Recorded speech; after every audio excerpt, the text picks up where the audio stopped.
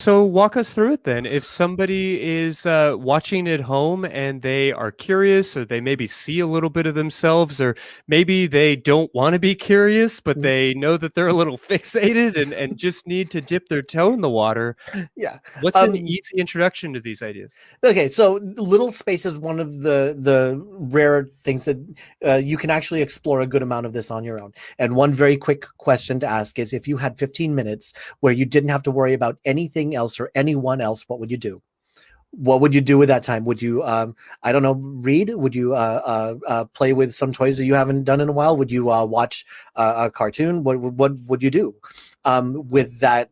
Given that, and then if you find yourself doing activities or wanting activities that would be typical of something that younger people, something that I'm 41, right? So if it's something that a college age person would be into, or even younger, video games, whatever, then you start asking yourself, okay, well, if I had my druthers, how much time would I spend in this space?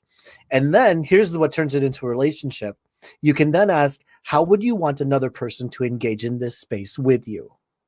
And Hmm. that's where the real kicker of the CGL relationship begins, where you are, if you identify as a little, fantastic, but what do you want from other people when they engage in this space? Do you want a peer that plays along with you? Do you want someone who facilitates the space? Do you want to kind of act up and be bratty and find someone to put you in your place? There's no one right answer to this, but this is the kind of thing that you can start to explore on your own before you even refer to any guides. Because one of the biggest dangers in referring to these guides is you should never take someone else's template for a CGL relationship and try to apply it to your own. It might be a fascinating, interesting place to start, but their relationship dynamic may not suit yours. And as we've been talking throughout this entire episode, the relationship that you have with one person may not be the kind of relationship you have with other people. Now, fortunately, there's a lot of starter guides out there, and I believe there's going to be a link in the description to the website for this episode, where there is a gallery of links to begin to explore this. Yeah, and I'll go ahead and say you talked about exploring with yourself and then Mhm. asking the question of would you want to bring somebody else into that, and I love that that just stepwise process. But I might insert another step in there where you are bringing in fantasy role plays Yes. through like different forms of media. There are lots of forms of erotic and non-erotic videos and audio tapes that you can find really anywhere that adults are creating and providing content. So there is that sort of thing on YouTube, as well as a lot on Reddit. The quality and the nature of it and your comfort with it may vary, but it might be something to explore. If you're not necessarily ready to come to your girlfriend and say, "Oh, I have a little boy fetish," or I'm sorry, a like mommy dom little boy kink that you want to explore, that's very, very uncomfortable and challenging to perhaps present. If you are thinking that you want to treat your partner like an animal or these different things, I get that that can be really difficult to walk them through. And we had a great conversation a couple of weeks ago with Amberly Rothfield, where we talked a little bit about how to explore or how to unwrap some of those things. But as much as I wanted to throw that in there, Puck, I really like the way that you have framed that process. Thank you. This has been a fascinating episode for me to be part of. So thank you very much, Christy, for allowing me to be on the show with you.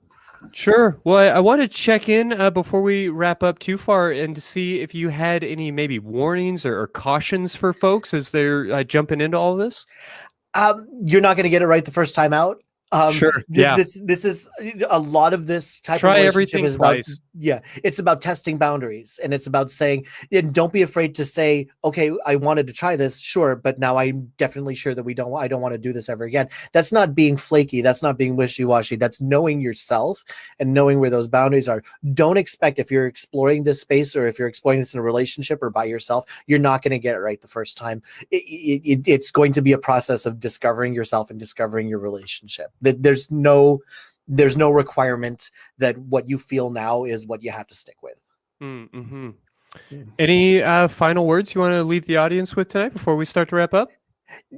This has been an incredibly freeing episode for me because I spend my first early months in the ACA just trying to like fit in and be, like someone who's, hey, I belong in this club too. But lately I've been able to be more free and be more expressive, and being on this show specifically is probably the most free space I've ever felt I've had doing shows here. So thank you very much for allowing me on here and allowing me to talk about a difficult subject. Yeah, no, I definitely appreciate your handling of some kind of complicated material, and I really want to encourage folks to check out your work with the nonprofits. But where else can people find you on the web? What should people be looking for? You can find me on Twitter, what the puck, and then the number 0 because it looks like a hockey puck. I spend most of my online time on Twitch, so my Twitch handle is the same thing, what the puck and the number 0. I try to stream there every weekday. Great. Take a moment before we wrap up to remind folks that they can hear all the different aspects or facets of the ACA, as well as all the projects that Puck and myself are involved with on the different shows by checking out tiny.cc/AEN podcasts. Just a different way to experience all the different shows that we have to offer. And then I always like to remind people about the Secular Sexuality Facebook fan groups. I know that I'm in there all the time and would love to interact, would love to hear how people react to this episode or what kind of questions still linger. This conversation doesn't need to end just because the show is over. We would love to hear more from you. And I'll say, if you are watching this live right now on Thursday night, the show kind of quite isn't over because Puck, you and I are going to be jumping into the fan Discord. Folks can find that and check out that conversation at tiny.cc/ACA